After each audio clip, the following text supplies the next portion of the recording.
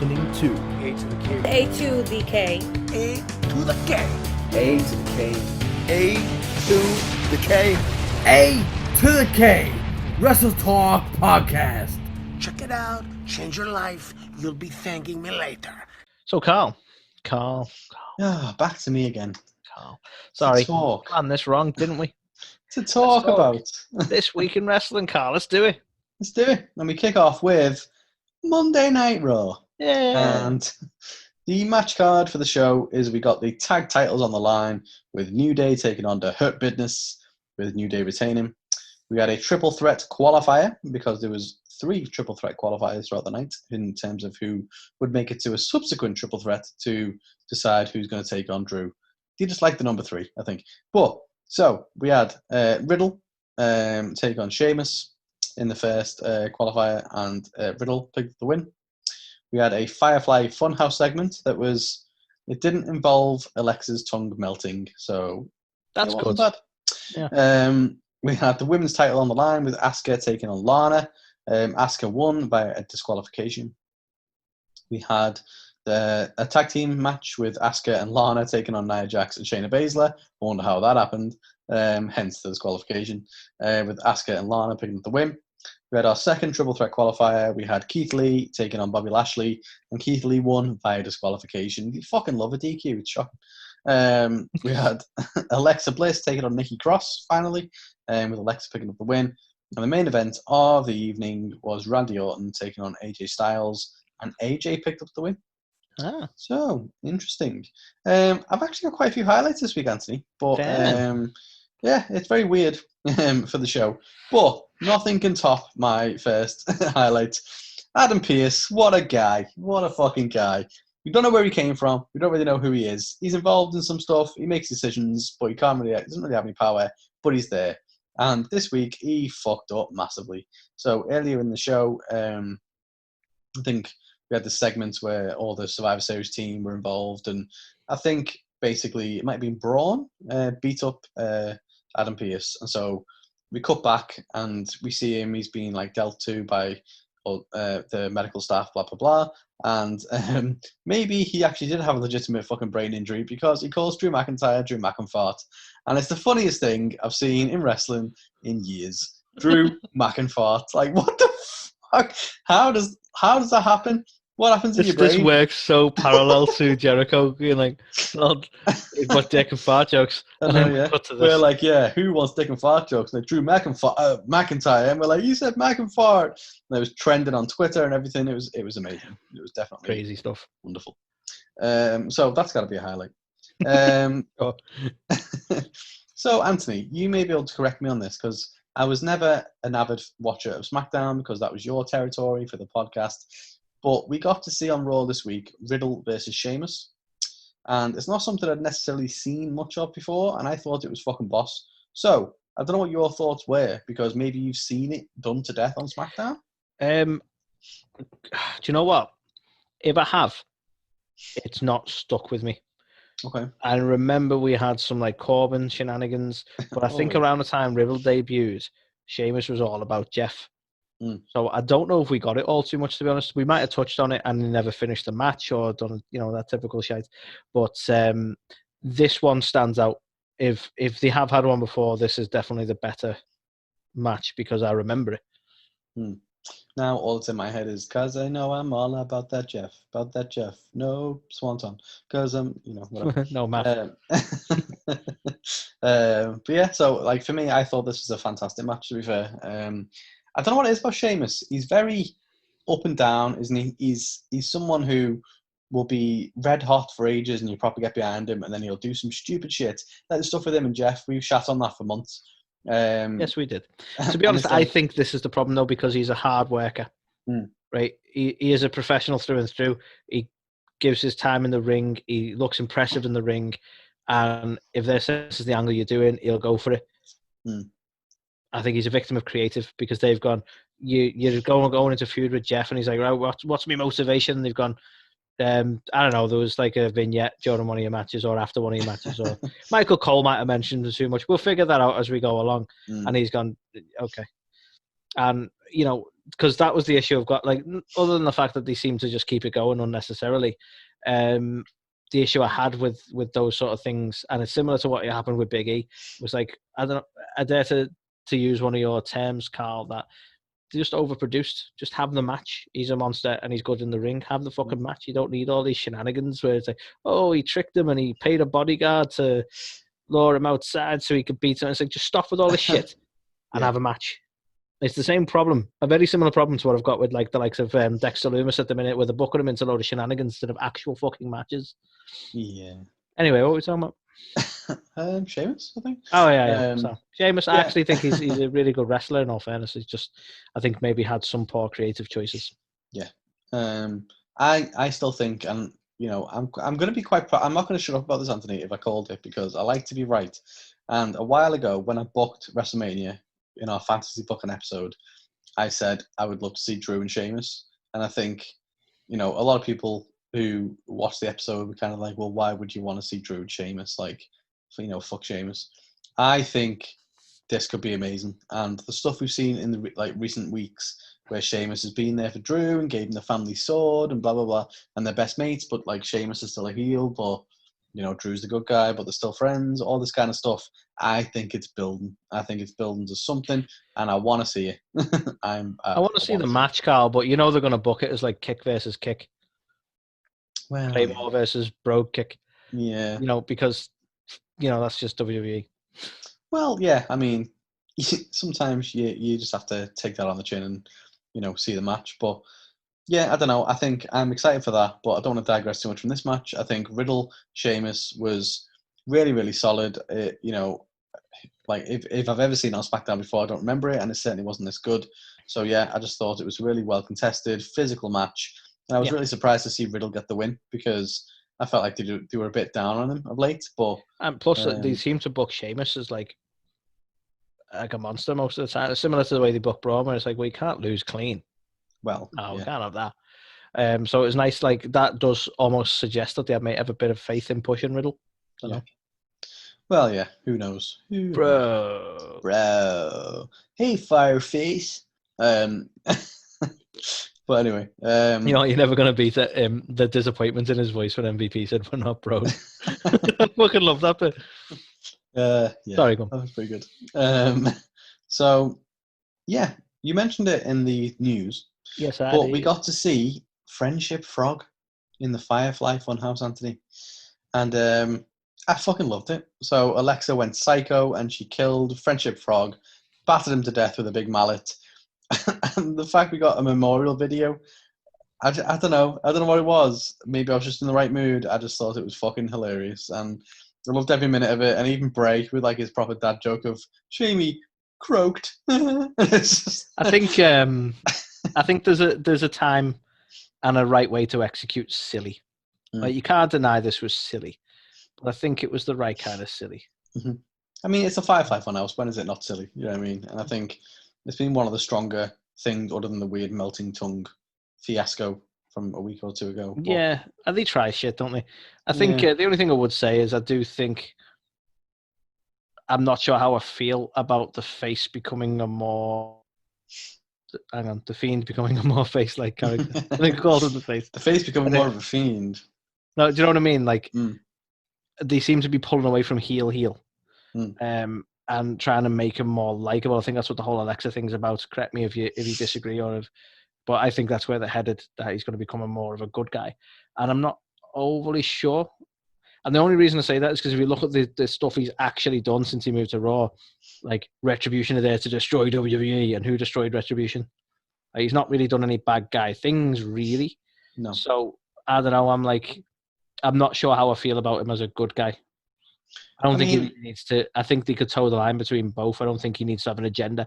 I think he could just be like, I know you probably don't really like the term, Carl, but I think he could just be a tweener in some senses, where if you get in his way, then you're on his radar, and he doesn't necessarily fall into the good guy, bad guy category. You know, he's just similar to the Undertaker, where it's like the Undertaker is a face most of the time, sort of, because everyone loves him now. He's a legend. But then he did rock up to one WrestleMania like, well, your dad put you in a match with me, Shane, so I'm going to kill you. Like, not exactly a face thing to do, but it's just you're in my path, and that's how it works. And I think that's kind of what they need to do with the Fiend. And I personally think they might accidentally ruin the Fiend. Not to be a pessimist. I don't know. I think they are definitely booking him as a face, 100%. And I think the whole Alexa thing that's happened is a big part of that. Especially if you watch Raw from yesterday, which, you know, again, sorry, But because Carl, we live in the this is future. Raw. We're so cutting edge that, yes, we're in the future to report on this. But, yeah, I don't know. He had a bit of a thing with Randy Orton, and it was Orton who was definitely coming across as the heel in the feud. So, yeah, I think we are going to get a face Fiend. But I don't know. I don't want to shit on it too much because I still think he's quite premature in terms of a character. And, you know, even Taker, Mankind, people like that who are, you know, ended up solidifying their characters eventually, went through these kind of peaks and troughs of, you know, I'm a face, I'm a heel, I can do the whole rose-colored glasses with Undertaker's career, but there were definitely some questionable points. So yeah, yeah, definitely.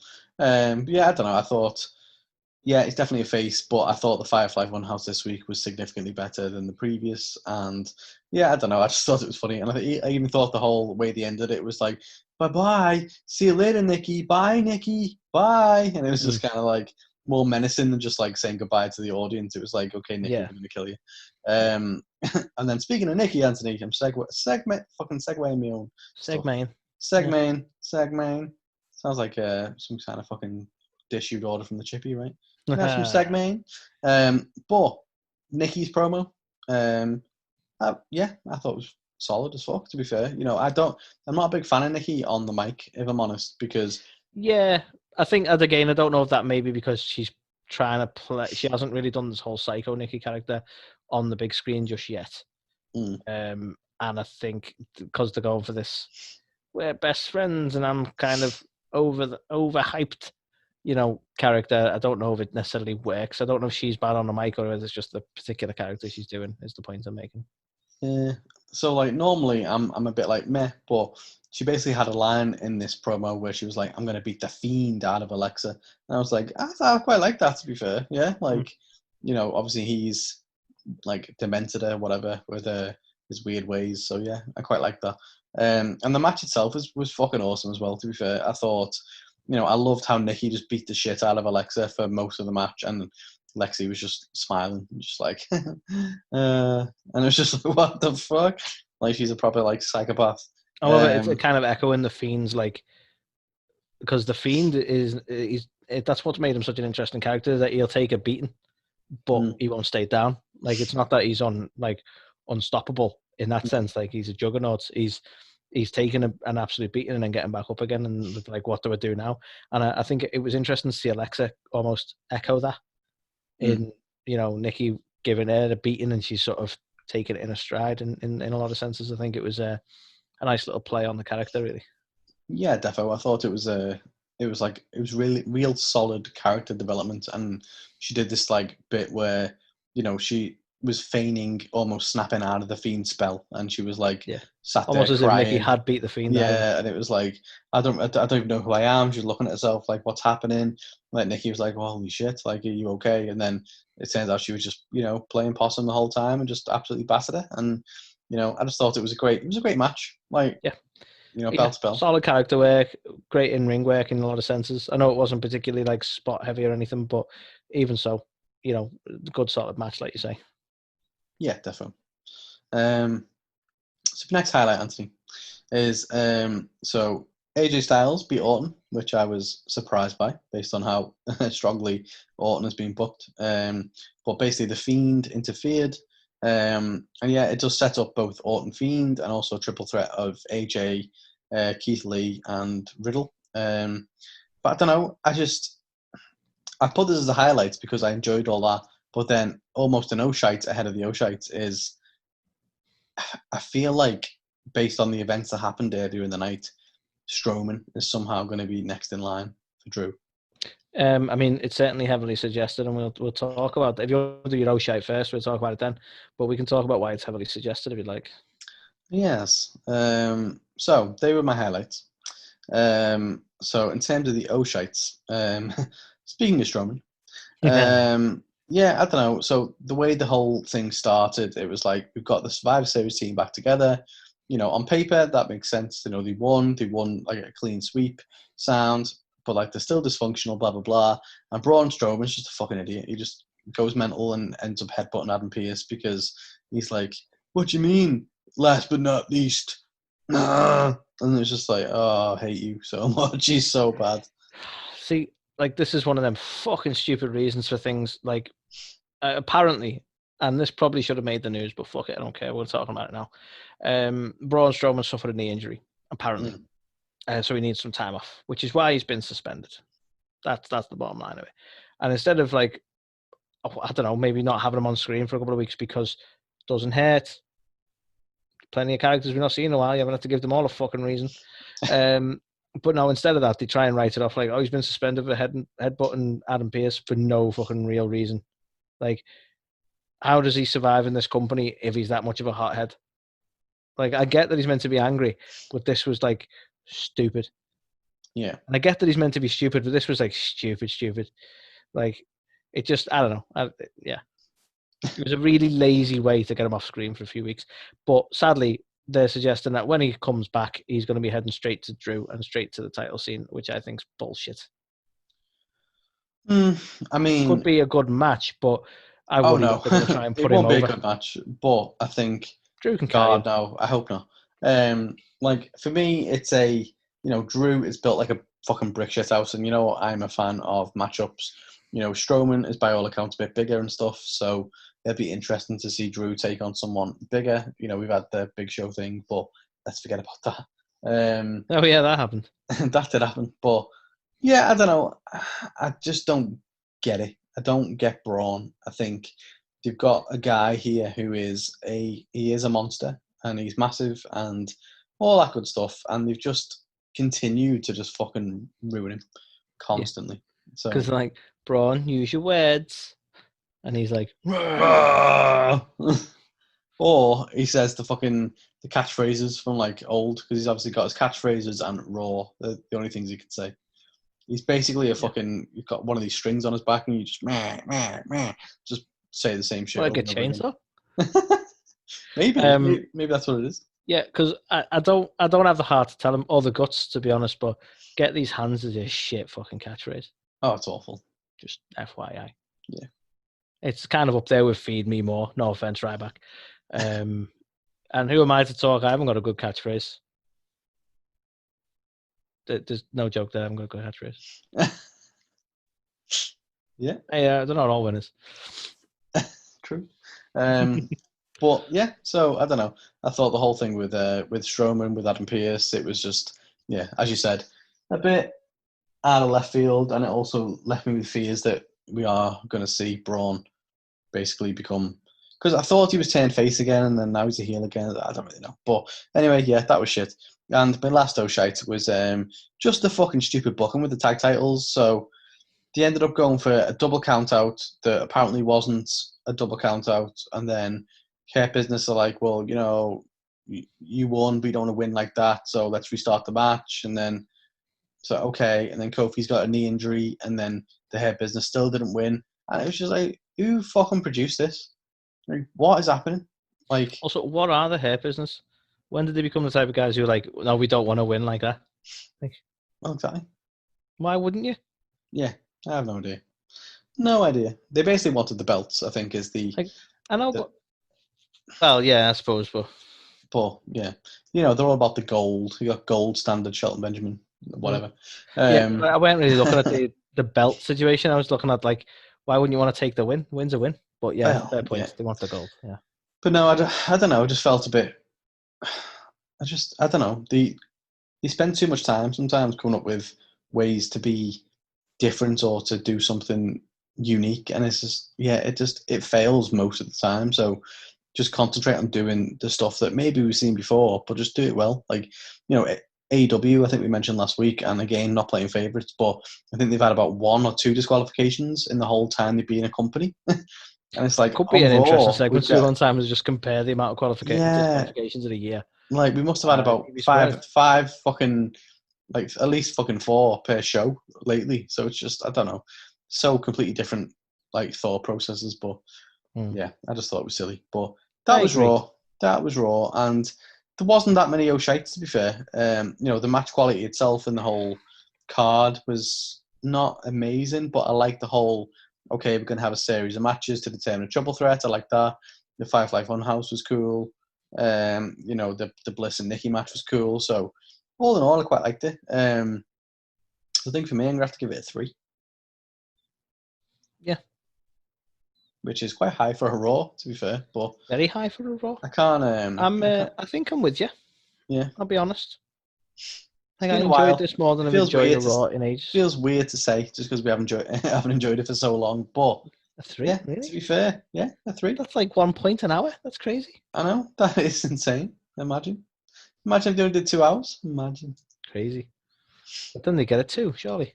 Oh yeah, my maths is bad. But, I maybe they'd be don't. better quality. Who knows? Well, should we talk NXT? Oh, we must. Okay then. So, I'll be honest, I'm not going to take long on mine this week, mate. As far as the card goes, we open the night with Ember Moon going up against a tweet that's just turned up on my phone. We have Ember Moon going up against Candice LeRae. Don't give them ideas like R-Truth is going to be defending that 24/7 title against a fucking tweet soon. You know this. Yeah. I need to. Yeah, we'll have to edit that out just in case. So we have Ember Moon going up against Candice LeRae, with Candice LeRae taking the win. We see a promo from Kyle O'Reilly, essentially addressing the. I think they've given themselves a name now. Did I write down what the name was? Let's find out. The Kings of NXT, Pat McCaff's team are called. So it's in relation to Pete Dunne and the Kings of NXT, which we'll talk about a little bit more. We see a match between Tim Thatcher and Kushida, with Kushida taking the win. We saw a KO show on NXT for some reason. What? Was he doing commentary? Was he replacing Stu Bennett, or was that the previous week? Was he doing last week?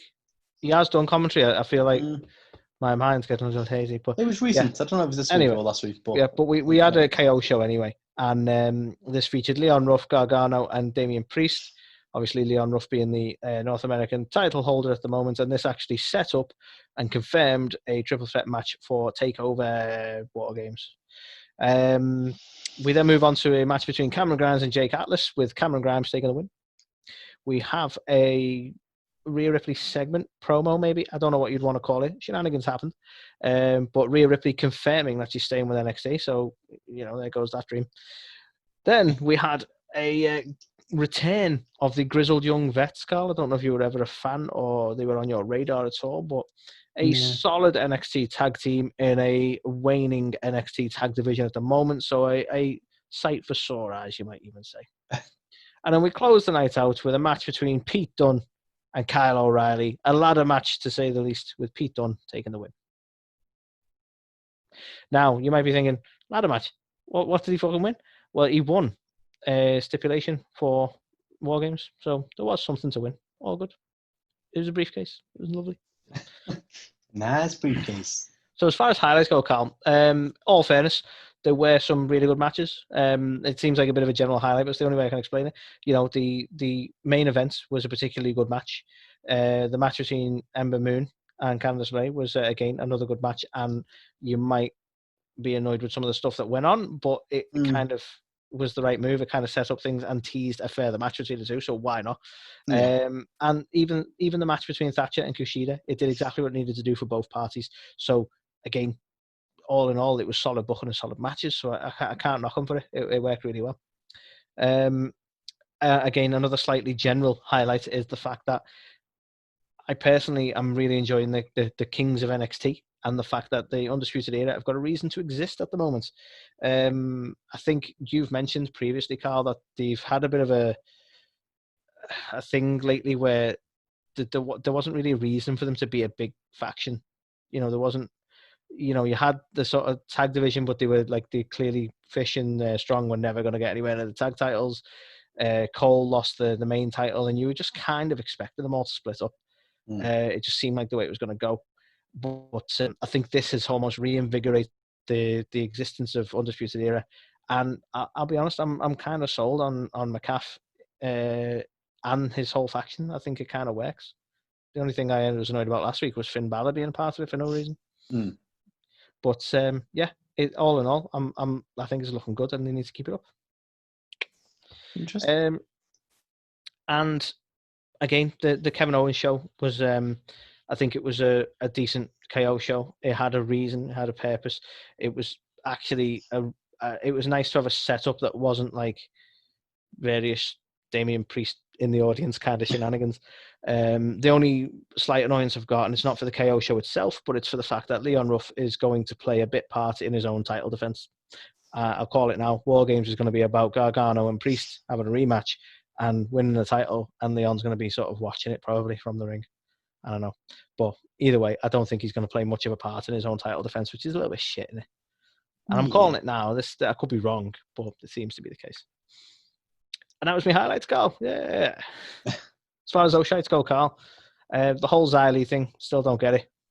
Like, someone's coming, someone's going to get them. They're scared of it. Who? What? You're not giving me enough. I can't work with this shit. What do you want from me? I've just got a horrible feeling it's going to be disappointing, so I don't know. I'm still not sold. Still not sold until they give me more to work with. I'll be honest, and I don't know, this might be a little unfair of me. My next one is actually just me being slightly, not annoyed, not the right word. All of NXT was about setting up for War Games, as far as I can see. Do you know what I mean? They're putting everyone in their starting positions. They're going, we're going to have this match at War Games, going to have this match at War Games, going to have this match at War Games. And it's like, is that what this is all about? I don't know. Like, it just seemed a little bit of a shame, but I kind of moaned about the same thing just before Survivor Series, and I get that they've got to set up for pay-per-views, but it just seems a little on the nose when it's like all done in one show. You know what I mean? Yeah. You get me? You feel me? I'm picking up what you're putting down. Boss. Right. Last one, Carl. Last shite is Rhea Ripley. Not Rhea Ripley herself. We're going to end there. I think. So all in all, give it a 5. So Rhea Ripley, there's been a lot of suggestion and a lot of speculation that, you know, now she's kind of got nothing in NXT to go for, that she'll be leaving NXT and, you know, going to pastures new, maybe SmackDown, maybe Raw, who knows. And she, for some reason, because this is the type of stuff that you know, you build speculation and you tune in to find out and so on. But nah, they squashed it really quick. She came out this week and was like, nah, I'm not going nowhere. You're like, okay then. So she's not done with NXT, Carl. Shenanigans happened. It was all kind of lackluster for me. But all in all, it was the fact that Rhea Ripley seems to be not going nowhere, and I don't think that's the best move for her at the moment. I think she's kind of done what she needs to do in NXT. What is there? Yeah. All in all, though, not a bad NXT, and I dare say I can't say it was worse than Raw, so I'm going to give it a 3. Wow. Okay. I was going to give it a 2. It's very rare that we're more off than a. I know, right? So we're normally with a 0.5. Yeah, I don't know. I didn't like the Ember, like LeRae stuff. I thought you've just brought Ember back. You've had to lose shenanigans. Yeah, I didn't mind it because I know, like, we kind of hate interference and shenanigans, but there's always, like, when it's done right and when there's a place for it, I don't mind it. And for me, this was like, we're teasing to a bigger match between the two, and this wasn't it. So you get a taste of it. It was going to be a good match, which could be annoying, the fact that we never got the whole thing. But as long as we're going to get this rematch and there's not going to be the shenanigans, I'm kind of cool with it. It helps LeRae's heel character. I wasn't as aggrieved by it, I'll be honest. Yeah, okay. I mean, no, that's fair. But yeah, I don't know, just looking at the card and stuff again, just like trying to remind myself of everything. But I don't know, yeah, just looking at like Thatcher, Kushida, meh. You know, Cameron Grimes, Jake Atlas, meh. I mean, that's one thing. It probably never hit an O'Shea for me. It was more about nothing. But it's like that. Like, Atlas just got, like, Grimes, he's not a big guy. He's not like a massive character for me anyway. And he dealt with Atlas really quite quick. And I'm all for him taking the win because Atlas isn't really doing much at the minute. But does it have to be so decisive that it kind of ruins Atlas?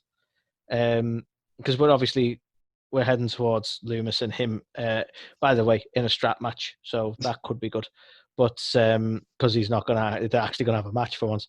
But yeah, I don't know. I feel like Jake Atlas kind of was the main casualty to that whole thing. Not an O'Shea because it was kind of nothing to me, but it's a shame for that guy. Yeah. No, I mean, like, the whole booking of the strap match and stuff makes sense. You know, he's been trying to run away from him for ages and he can't run away because he's tied to him literally. Like, it's all good. Like, I don't mind that. But, yeah, like the execution of it, the whole Jake Atlas thing, it just, yeah, I don't know. Yeah, for me, it was a 2. There was nothing, there wasn't enough star power for me and there wasn't enough movement in terms of the matches and the story progression to make me go like, So, yeah, that's fair. I get that. So, don't say it. The other Wednesday night show, we had the match card of Hangman Page taking on John Silver. Come on, Carl, you're not going to tell our fans what the show was? We just know from the Superior Wednesday night show. Oh right, yeah. Sorry, I thought the whisper was enough. No. Love it. Go on, carry on. Sorry. AEW Superior Dynamite consisted of a match card of Hangman Page taking on John Silver from the Dark Order, which is a really fun match with Hangman picking up the win. We had Powerhouse Hobbs, new ring name maybe, but yeah, I'm fucking ringing AEW over that one. Well, this guy right here, back on the Creative Wrestler days, he was the Powerhouse. That's for true. A serious amount of time. For a serious amount of time. So, I mean, what was I, the Dominator at one point? I think that was it, yeah. I think it was based on Farouk's finishing move at the time. I think you were more associated with the name Chaos. Yeah, on our Creative Wrestlers, to be fair. Yeah, so I think it was like Powerhouse. I was Dominator originally, and then I became Chaos, and then eventually Cody Cruz, I think. What with the K's? Double K's. Makes sense. Double K, Cody Cruz. I'm going to start. But the reason we bring our really well thought out character names up right now is because AEW is stealing them. Well, yeah. So Powerhouse. They stole Cody and they stole Cody. Yeah. Fume. But yeah, so Will Hobbs has now been renamed Powerhouse Hobbs. He took on Lee Johnson and in a squash match picked up the win. We had Top Flight taking on the Hybrid 2. With the Hybrid 2 picking up the win. That's weird, especially on Top Flight now all elite as well. You think they want to give them a good showing? Well, they had an amazing show in the previous week, and then weird. And I get you can't win every week, but still. We had another tag match. We had Jericho and Jake Hager from the Inner Circle taking on SCU, with Jericho and Hager picking up the win from help from the rest of the Inner Circle. Nice. We had the AEW World Title contract signing. Boo! Contract signing, boo! It was shit. It was really shit. We had the AEW Women's title on the line with Shida taking on Anna Jay. It's nice to see Anna Jay in a prominent position. Well, she's not. You sound like JR. Fucking hell. I genuinely meant it. Like, she's not been on the card that heavily. Fucking hell, Carl. I've been conditioned to JR's commentary for too long now. I was like, hang on. But yeah, it is good to always see you in a prominent position. But yeah. What a slip of the tongue. Sorry about that. I think it's crazy to think that she's only been, a wrestler for, well, at least doing like proper wrestling for, in the major leagues for, a few months maybe. So for her to be as over as she is and to be as well received and to be getting a title shot is, fair play to her. She's definitely doing something right. So I'm sorry to do it. The cynic in me is going to say, do you think they've done it because she just kind of not got a lot of people to go up against at the moment that she hasn't already faced?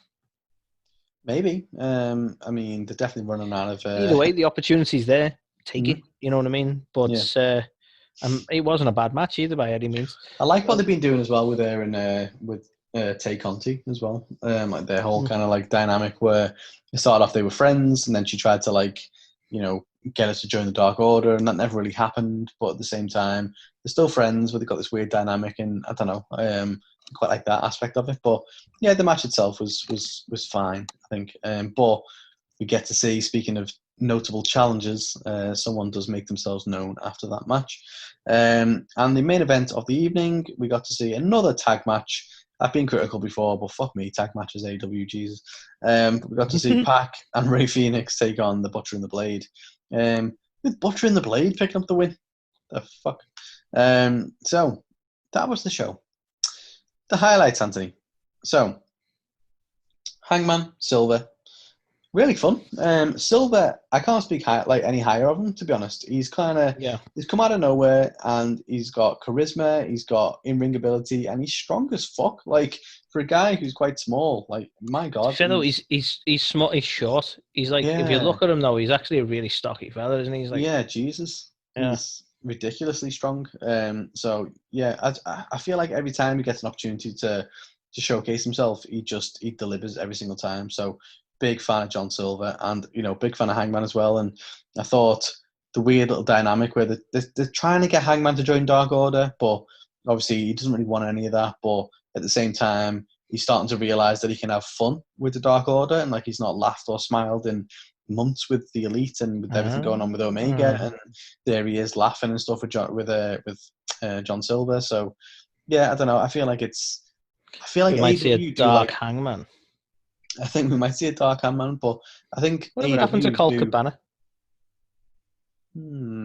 He pissed Brody off, but he didn't get kicked out because he was still part of it. But we have seen him again, but just not prominently. But yeah, I don't know. I just think it's going to be very interesting, this whole thing. Definitely going to keep Hangman busy for a while, I would say.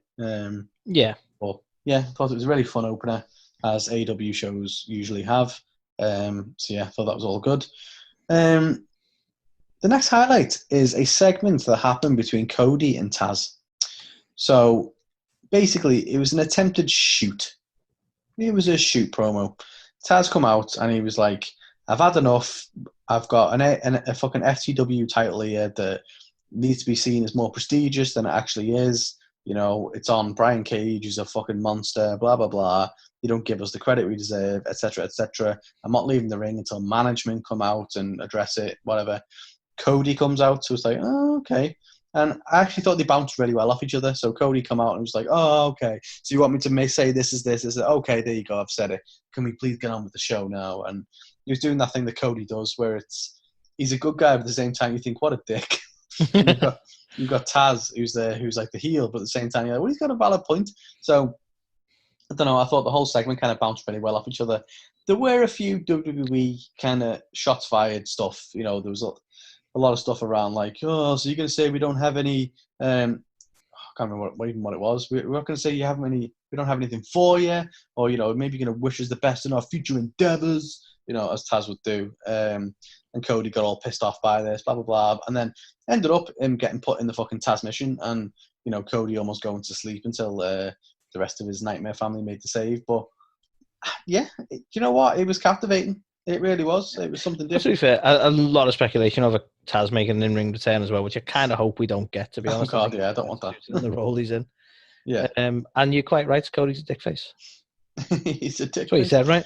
But yeah, no, I don't know. I just thought it felt refreshing because it wasn't a shoot. Obviously, it was a work shoot, but at the same time, I don't know. It was captivating enough to the point where you were like, oh, okay, I'm interested in this. And yeah, I'm don't get me wrong, I'm still not a big fan of the whole Cody and Darby thing where they're friends now, even though he just lost the belt to him, blah blah blah. But yeah. Yeah, I'm not a fan of the whole Cody Darby thing, to be honest with you. I think it's stupid. No. Only because it doesn't feel like a Cody thing to do. To be like, yeah, you so deserve this. Here's the belt. I love you. Like, yeah, it was a bit Cody. Overproduced, if you will. How is that not one of our shirts? Well, it can be now available on A2K or Cody UK. What was the other one we had before? We had another genius one. Oh, okay. What was it? Dig it out, man. It was about Marty Jannetty. It was, wasn't it? Marty Jannetty loves pineapple pizza, I think. I mean, I don't think it was, but that's also another one. I joke, of course. I feel like we should do some sort of play on, like, I'm a Paul Heyman guy or I'm a Georgia Smith guy, and have Marty Jannetty kill the guy. that's got to be the shirt, right? So savage. I love it. Anyway, for the love of wrestling, you can see Marty Jannetty. He will not kill you. He is a good guy. May Liverpool stuff. Shawn Michaels. I can't remember what was in there. Other people. Goldberg only on What Sunday. were Jannetty and Michaels called? The Rockers. The Rockers, Shawn Michaels and Marty Jannetty. There you go.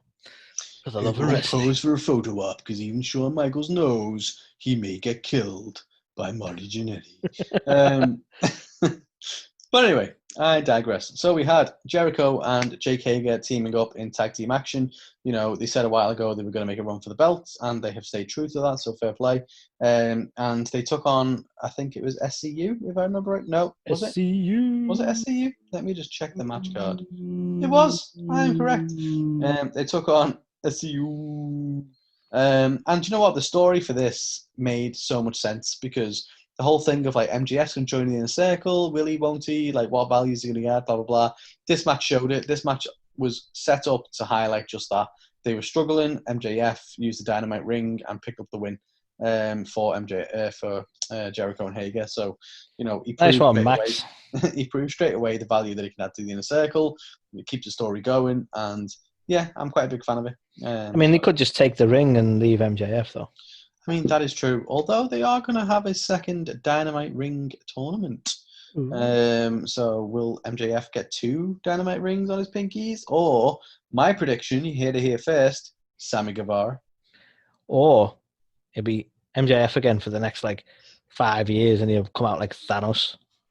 I mean, that's definitely an opportunity. I would like to see that. So, we also got... Dun, dun, dun. And this is an O'Shite. And I realise we're not on the O'Shite yet. Wait, what? There was part of it that was good. No. But, listen to me. Hear me out, man. So we had Omega and Moxley. The whole shenanigans that's going on with them is mostly an O'Shite. But you know what? Moxley's promo, again, was fantastic. This guy... I shat all over him because he didn't know who the fuck he was, what he was trying to say. He was lunatic fringe that was come over from another company and he felt so out of place. And then fast forward a few months and he's the fucking best promo in the biz. He comes out, he says the fuck what he wants to say in a compelling way and you just come out of it going, holy shit. I'm sold on Moxley now. And that's something which if you would have looked back 6 months, maybe even more, I would not have been. So, yeah. Yeah. That's, yeah. I'll give you that. I think, sadly, I've had the opposite effect with Omega. Me too. I feel I like Omega less now, but we will talk about that. I agree. But the final highlight of the week for Dynamite, the final Dynamite highlight, if you will. Let me do that again. The final Dynamite highlight, if you will. The Dynamite.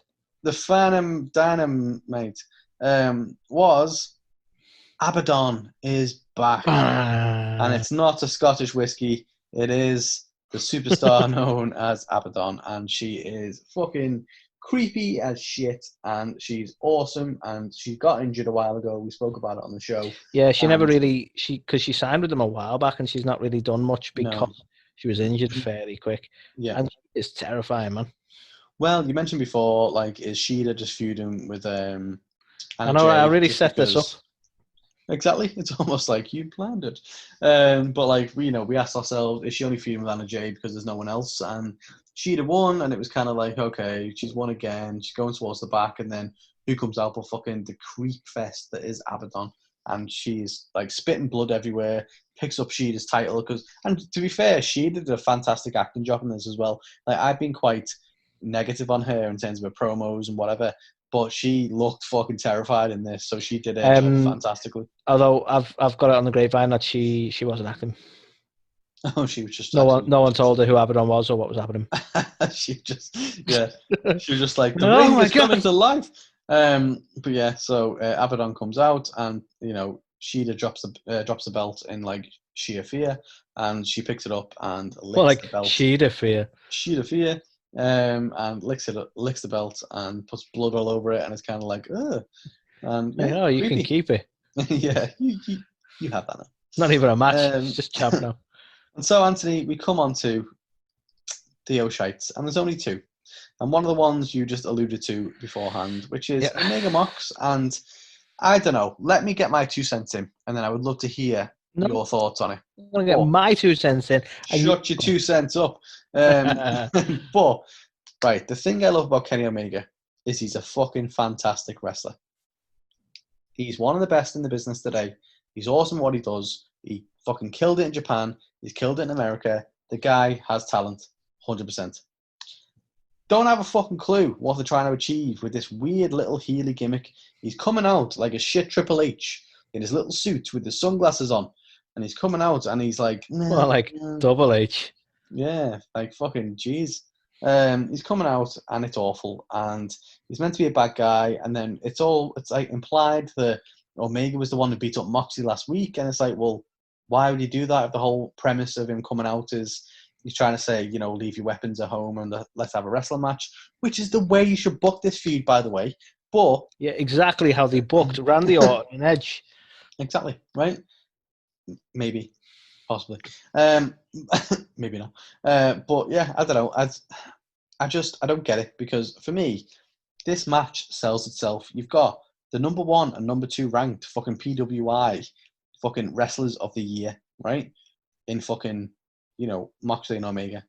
And it's kind of like, okay, this should sell itself. And yeah, they're just making it so much more difficult. And for me, all that needs to happen is Omega comes out, no weird gimmick, no I'm the cleaner, no suits, no I'm beating you up beforehand, none of that. He comes out and goes, Moxley, you beat me in your turf, which was like a hardcore match. I get that. You're about to enter, a wrestling match with me, and I'm the best wrestler in the world. You may be PWI's best whatever. I don't care. I'm the best wrestler in the world. I'm going to prove it to you. And Moxley's going to come out and be like, well, I'm not all about hardcore. But they could even gimmick it and be like, well, it's a full a pure wrestling match. There's no, geez, there's so much they could do. And they're just fucking it up. And I'm fuming. Yeah. Yours is much more articulate than my problem. Because you make some really good point, really solid points about how they could have booked this as a pure wrestling match and so on. For me, I just think this is the wrong time to try and do a heel gimmick for Omega. And the reason I say that is because people like myself don't really know Omega. We're getting told he's amazing. We're getting told he was the best wrestler. I can go back and look at New Japan. I'm not gonna. We're getting told he's been really good, right? And then that's why he's being such an arrogant heel. I think it would have made more sense had he have gone to Moxley Omega match, won, and then become the arrogant heel because he proved he was the best like he said he was. And then he's got this air of arrogance and the title. I think that would have worked better for me. But right now, all I'm seeing is a cocky cunt who I don't know anything about.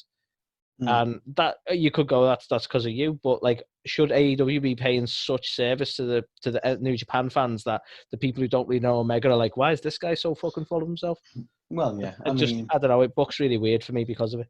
They're not doing a great job of building that casual audience, and I think you've hit the nail on the head there, because WWE will skew way too far into the casuals, and AEW seems to fucking skew way too far into the meta sometimes. WWE remind me mid-match who people are because they think I'm that fucking casual. Exactly. And AEW have got the opposite problem. Yeah, 100%. But there was little bits in this as well where it was like the backstage promo with Kenny, and he was like, well, you said last week that your dad was a strong guy. I think my dad could beat up your dad. And it was like, are you fucking serious? Are we literally having this argument? He said that, and it was like, wow. That was awful. That was so bad. I don't get it. Okay, I need to complain about another thing, and I mention it at this point because it was these two that I saw on the poster. What the fuck is this? The Road to Winter is Coming. That's the worst fucking name I've ever seen in my life. Yeah, so obviously next week's Dynamite, well, in 2 days. Probably by the time you've read this. Well, we don't do text. We do, audio. We do video. Maybe get it transcribed if you want. Fuck that shit. No one can understand it. But yeah, so by the time you will have watched next week's Dynamite, which is only 5 minutes, guys. Come on. As winter is coming, very Game of Thronesy. But yeah, they've done what was it, Road to Winter or whatever it is? That's the bit that bugs me. You can't call it Winter is Coming and then have Road to Winter is Coming. Yeah. That doesn't feel right. That doesn't make sense to me. It doesn't work. This isn't WrestleMania or Moxley Mania or Dynamite. Yeah. Road to Winter is Coming. It's almost like you should have the pre-show, the pre-build or whatever as Winter is Coming, and then almost have the event as Winter is Here or something. But yeah, that makes sense. To me, that's it. Do I ever drive home and go, oh, we're on the road to home? Well, I never anyway, because that's kind of a weird way of talking. Or do I go, we're on the road to nearly here? Like, no, because that's fucking stupid. Got visions of you now singing like driving home from work now. Just singing Christmas. I'll be honest, man. That's where I do most of my singing. Oh yeah. Yeah. Oh yeah. For me, it's in the shower. Or when I'm editing this show. Make it podcast. Sorry, come on. Carl fucked up and didn't press record. Gonna get Marty Jannetty to kill him. Anyway, watch out, Elias. We're gonna have our fucking EP dropping soon. But anyway, the main event of Dynamite was solid. You know, it's good seeing Pac.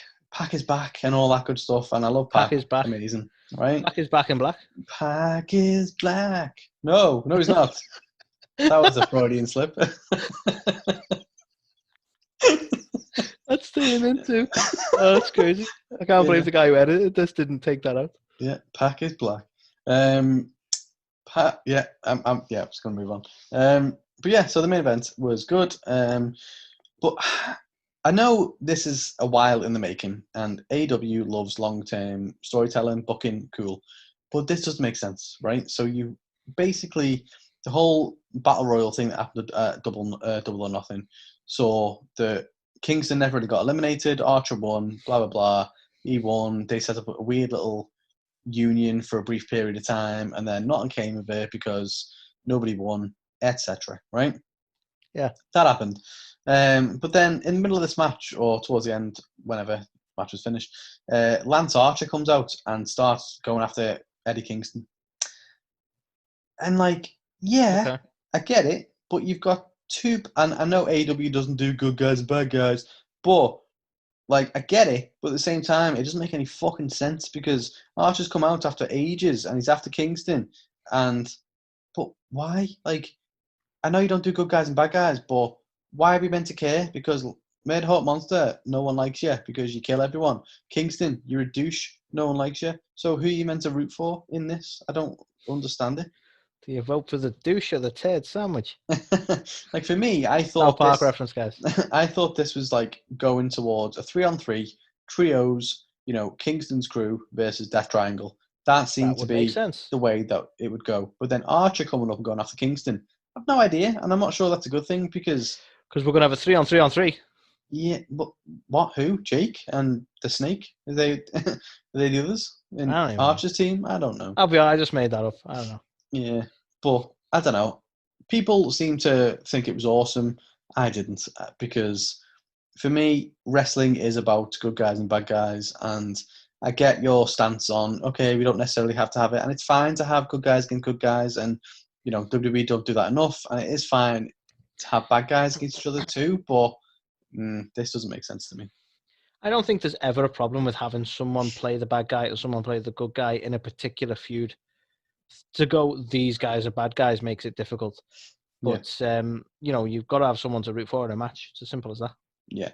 And it's like, you know, it's so much easier with good guys. Like, if you look back to Hogan Warrior, like, that fan base was divided. Some people were sick of Hogan and, like, thought Warrior was the next big thing. Other people were like, Warrior's a joke. He's nothing like Hogan. Some people were sick of Hogan. Little did they know we'd get another 30. Little did they know.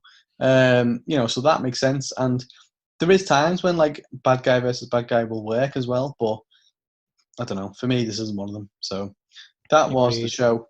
And for me, it gets a 3, which is the first time, I think, ever since we've done this podcast, that it draws level with Raw. I dare say. I agree with you. Which means, for me, this is 3s all across the board, unless SmackDown's going to pull something out of the bag. Which, spoilers, it's not. It's a fairly balanced week for me. There you go. You fucking love your 3s, you, until SmackDown. And speaking of SmackDowns and not 3s. 3 3s and a 1. Just kidding. So, okay, Carl. The card goes.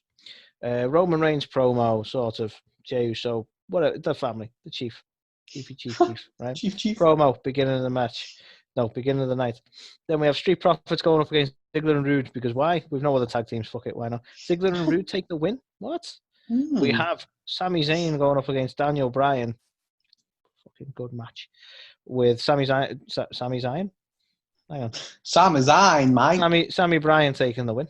Sami Bryan, mate. Sami Zayn taking the win. We have Bianca Belair going up against Natalya with Bianca Belair taking the win, obviously. The winning est. Sorry. The SmackDownist. We see Corbin going up against Murph Stereo with Murph Stereo taking the win. I like that. We close the night with Jey Uso going up against Kevin Owens doing double duty this week. Good old Kev. You give. Highlights, Carl. Otis taking a beating from Jey Uso. I definitely thought you weren't going to say anything. It was like, highlights, Carl. No, that was a highlight for me. Otis took a beating with a fucking chair just because. Fuck it, why not? Uso was upset. He's definitely out of apparently meant to have a match with Corbin or whatever. Comes out for his match and just takes a fucking beating. Good, don't like him. Fuck him. And to be fair, I rag on Street Profits. We both actually comment on Street Profits a lot being overexcitable, unlikable, etc. The good in the ring, the green, the young, the new. I think they are probably going to be a really good tag team in years to come. I'll be honest to say it now, because they've got the chops. They just need to refine their character. And we've mentioned it again in essence of like not quite the same thing, but like you said about the Fiend before, where they'll try things and they'll find out what works. And I think when they realise that Street Profits may be too much of there's almost too much character there, and they calm it down a bit, I think that'll help a great deal. But that being said, surprisingly, given that we had the Street Profits going up against Rude and Ziggler, who I kind of get annoyed when they just slap a tag team together, it was a really good match. Everyone had really good chemistry in the ring. Rude and Ziggler, to be fair, work really well together. I can't deny it was actually a very engaging and entertaining match. Any thoughts on it, Carl? I mean, I'm very happy that Otis got battered. So yeah, boss man. I think if we can put like a clip of that, like here. Just kidding. No, I don't know. I think for me, it definitely shows that he's certainly fallen from grace. I think this is a typical Vince McMahon casualty of someone who he's like, I like this guy. And then weeks later, he's like, I fucking hate this guy. Can I imagine a few months back, he's like, I got the Money in the Bank title. I'm king of the world. I'm going to end up being the world champion at some point. This is awesome. And they've given me Mandy Rose as like a consolation prize for some reason. This is great. And then they're like, yeah, Miz is going to take your briefcase. Mandy's moving to Raw and you're going to get fucked with a chair. And he's like, Oh, I didn't. Is that on the late night version of SmackDown? I'm Otis gets fucked with the one chair. I watched. Just kidding. Yeah, so, definitely fallen from grace, I would say. It's almost as if they didn't really have a long-term plan for Otis, and he was actually just a gimmick that they were aware the audience liked. Anyway, my last highlight, Carl, that's right, I'm on my last highlight already, was Zayn and Bryan. What a match. This was worthy of being the main event, in all honesty. And I'm not knocking the main event. That was also a really good match. But Zayn and Bryan, like, I think I am more taken on Zayn as a heel than you are. I think you've never been as big as I have, but I think he's really fucking good, and I think this is a really good match. They both worked really well together. They've got some great chemistry, and I didn't even mind the screwy finish, to be honest. Like I thoroughly enjoyed the match as a whole, and I think they're leading to probably another match between the two. I don't know, because they're potentially pushing Bryan towards the main event, but even so, like, yeah, quality stuff. Come on, Carl, you've got to admit this was a good match. Come on, Carl. It was good. There was. I was not a fan of the Brainbuster spot, I will admit. When Daniel Bryan's been off, out of ring action. Yeah, you've actually mentioned that on our socials for that very reason. And it's like, okay, you're going to take that bump after you just had another kid sound. I don't know. It seemed a bit silly, to be honest, because it wasn't exactly like it was a big show. It was just SmackDown. Yeah, it was a SmackDown against Sami Zayn, in all fairness. Yeah, I think for me, Sami, I like him. I'm not a big fan of these little slimy kind of heels. Sometimes they can be done really well. But for me, a heel should be someone who at least is a bit menacing and threatening. You might not agree with this. Let's have a dispute. Right. Sami Zayn is a current era Christian. I just don't think he's got the personality, Christian. I do. Okay. End of debate. No, yeah, I don't know. Like for me, Christian, like by all accounts, he was a bit of a dickhead in real life. So it translated a lot more, to the point where you were like, oh, he's a fucking dick, but you liked the fact that he was a dick I'm because curious, Carl, and this shouldn't be a deciding point, but it is. Do you follow Sami Zayn on Twitter at all? I mean, I don't follow him. I see some posts like when he got hacked with the Ray-Ban stuff the other day. And he was like, no, I just wanted to sell Ray-Bans to you guys. And it was like... I think he's got a really good social media presence. One of them that sticks with me, and I think this is just some boss outside of the ring work, was heading up to Survivor Series. He was having a match against Bobby Lashley. And he was like, almost, I'm paraphrasing because I can't remember it exactly, but he was like, why do we have to be so negative towards one another? I'm going to start things off on the right foot. You, sir, are very jacked. And that was his whole thing, was just trying to be pleasant. And Bobby come back at him like a cunt. But I was just like, he's just such a bad troll on the internet that I totally enjoy it. No, like, I mean, for me, like, I like him. I just don't like him as a heel because, like, stuff he posts, like, he put something which made me laugh. And it was, why do you have to use that picture of Bobby Lashley and that picture of me? And it was like Bobby Lashley looked like fucking menace, and he was just like, stupid grin on his face, and it was like, why have you done that to me? It's not helping me me chances. But I don't know, it's not heel work for me. So okay. I think I'm a bit more. I don't know. I'm a bit more old school. I think similar to what like Georgia was saying before. Like it depends. Oh, Like, I was speaking to Georgia before. I was speaking to Georgia before. Did you? On a casual chat with there? Were I you don't there? know, Davey Boy Smith's daughter. Well, And she said, and I happen to agree with her. But yeah, I don't know. I think maybe it's more of the fact I'm a bit more of the older era heels and stuff. So maybe I've not been able to break the mold that much. Where I don't know. I think tweeners and stuff were very much Attitude Era, and that there was a different type of heel then. Like Stone Cold, they tried to make a heel, and he got himself over by just it was at a time where people wanted to like the bad guy. Whereas, so I get that. But for me, Sami Zayn is just a goofy, like, funny dude who's trying to play this weasel character. But at the same time, he's still being too nice and too funny to get over as a heel for me. Personally. I think, fuck your mold. And I think you need to get with the times, Grandad. Is my grey hair showing again? The funny thing is, I'm the older one. Anyway, no, it's one of them. It's a personal preference. Joking aside, I enjoy him a lot more than you, so I consequently enjoyed his heel work, and I enjoyed this match probably more than you did. And I'm curious now what you think of my shout that this was worthy of being the main event of SmackDown this week. Was it more worthy than being fucking ahead of Corbin and Mysterio and Uso and Kevin Owens? Yes, it was. Like, the match itself was great. I thought you've got Daniel Bryan, who's one of the fucking best gifted wrestlers ever. You've got Sami Zayn, who well, again, pulling away from his heel character, Sami Zayn even acknowledged that one of the best people in the wrestling industry today is Daniel Bryan. Exactly. So, like, he didn't stick to heel character work. No, exactly. So, yeah, it's one of them. They were always going to put on a good match, and I'm always a fan of this kind of match. He is in the right spot, Sami, as being an IC title because he's a workhorse.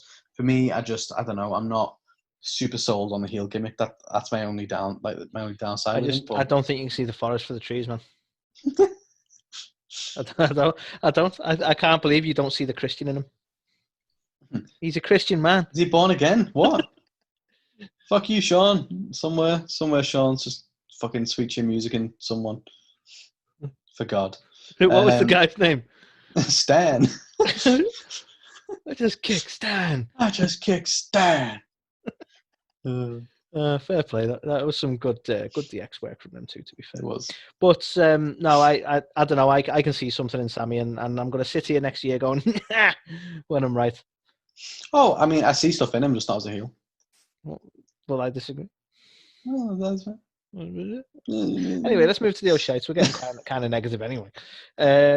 have I only got one? I think I've only got one generally, Wow. Carl. And don't be wrong. I mean, like you can have your opinions on the matches throughout the night, but I'm not going to try and like go, this one was good, this one was bad. This one, like some of them were just there, right? Mm-hmm. But the shite I had, Carl, the issue I had was everything Mysterio.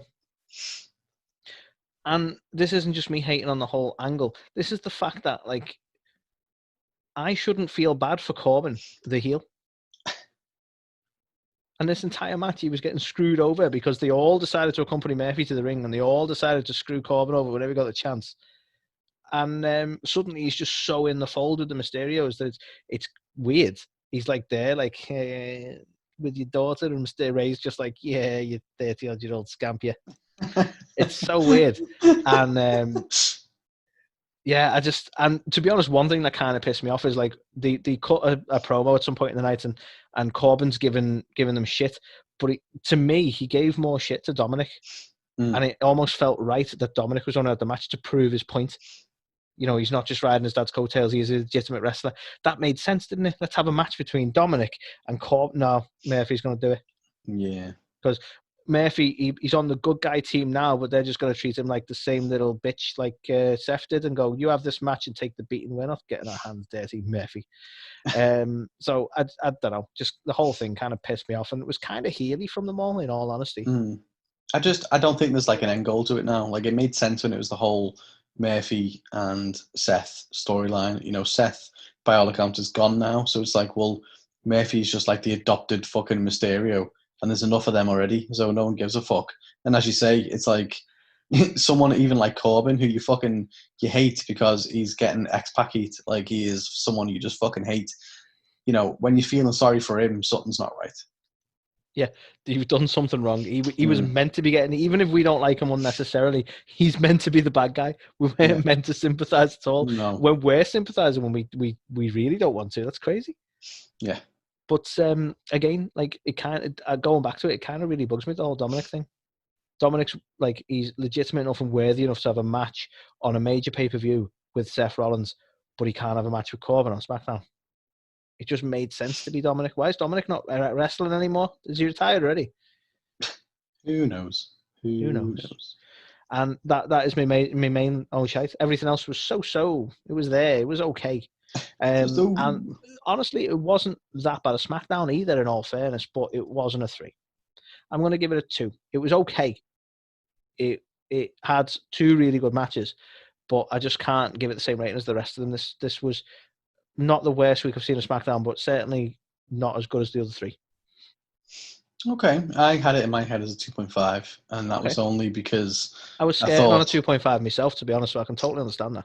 Yeah, I think all in all, like if you look at it definitely wasn't as good as Raw. It wasn't as good as Dynamite. I think it was better than NXT. I gave NXT a 2, so I feel like it was justified to give that a 2.5. Is my rationale.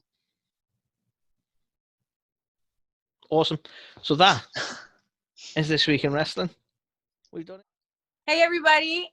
This is Thunder Rosa, and you're watching or listening A to the K.